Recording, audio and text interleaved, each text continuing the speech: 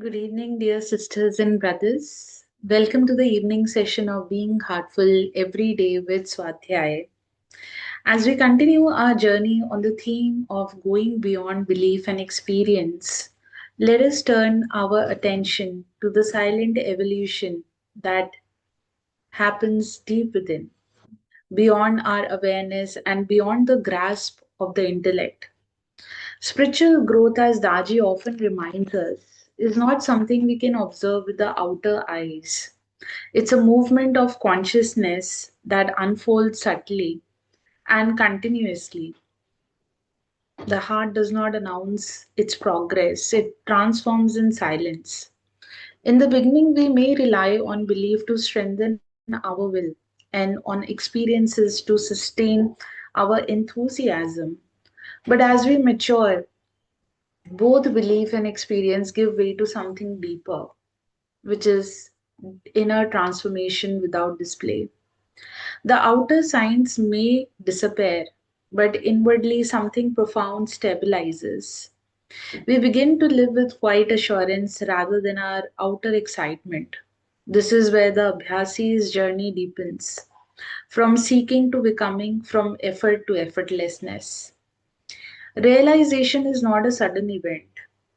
It is a natural flowering of a heart that has long been tended through practice, surrender, and grace. When the ego softens and the longing for recognition fades, we find ourselves gently drawn into stillness, the stillness that holds everything within it.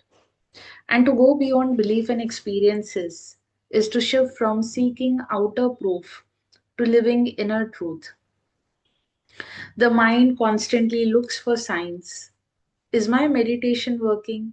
Am I progressing? Where the heart does not measure, it simply continues. Babuji said, in spirituality, progress is not seen, it is felt in the heart as a quiet certainty. This certainty is not based on experience but on presence, a deep sense that we are being guided, shaped, and refined by something beyond our effort. When belief ripens into faith and experience gives way to surrender, the Abhyasi no longer seeks validation. Life itself becomes meditation. Work, relationships, and challenges all become fields through which inner refinement continues. Every situation becomes an opportunity to respond from the heart instead of the mind. And in this living awareness, the line between the spiritual and the worldly disappears.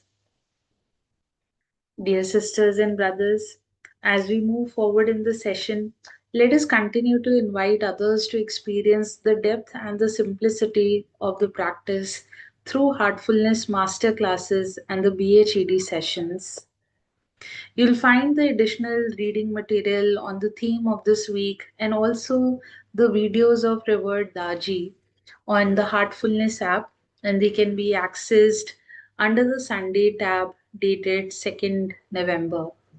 You are encouraged to explore this additional reading material to deepen your understanding of the theme. Our inspirational reading this week continues from chapter 1 under the subsection Going Beyond Belief and Experience. We have completed one round of reading, but we are going to revisit it again just to deepen our understanding, and repetition helps in that. So, if you have a copy of your book, please read along and allow the Daji's words to settle gently in the heart, not as a concept to analyze, but as a living experience of the transmission in itself. We are going to start the reading again from page number 21. It is titled Going Beyond Belief and Experience. Daji, earlier you gave us the analogy of climbing a mountain to the summit. Do we have to wait till we reach the pinnacle before we can bring people of all religions and beliefs together, and people of science and religion together? Many groups today are hosting interfaith gatherings and prayers. The idea is that harmony will not happen through everyone, becoming the same, but by accepting the differences and experiencing our shared humanity. For example, in Hinduism, there is the idea of God taking many forms and shapes, a polytheistic idea. Whereas Lord Buddha says to forget God altogether and believe in yourself. How do you reconcile these two approaches that appear to contradict each other? And consider the eating habits of followers of Jainism and Islam. So, there are fundamental differences, and we can appreciate the reason why those differences came about. They are superficial. I would like to share with you a very practical and lasting approach given by my guide Babuji. He suggested that by transcending belief altogether, we will uncover truth. He also created the methods to do so. In reality at dawn, Babuji introduced this process in the following way. Spirituality begins where religion ends. Religion is only a preliminary stage for preparing a person for their march on the path of freedom. When they have set foot on the path, they are then beyond the limits of religion. The end of religion is the beginning of spirituality. The end of spirituality is the beginning of reality. And the end of reality is the real bliss. When that too is gone, we have reached the destination. That is the highest mark, which is almost inexpressible in words. He mapped out the steps for us from religion or science to spirituality to reality to bliss to nothingness. This stepwise progression is the crux of our evolution of consciousness, the progressive awakening of our potential. It is like the growth of a tree from a seed to a seedling, to a sapling to a flowering tree, to a large canopied giant with roots stretching for meters and meters around. The difference is that our inner evolution expands from one vibrational dimension to the next. The journey is also like outgrowing clothes from childhood to adulthood. First, we outgrow belief and second-hand knowledge and move into the realm of direct experience.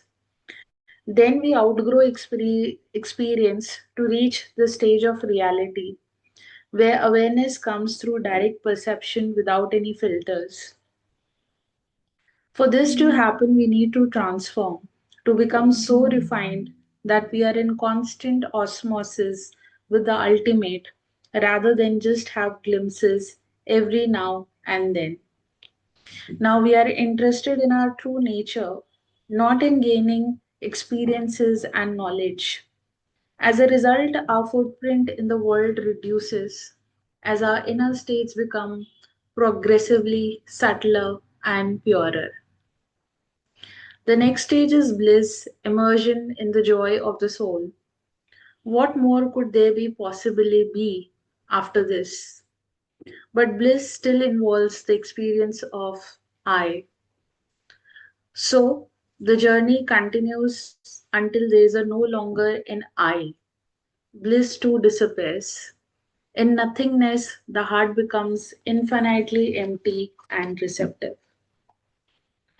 Dear sisters and brothers, with this we take the pause from the reading and let us prepare ourselves for the universal prayer and Friday 9 p.m. meditation with beloved Taji.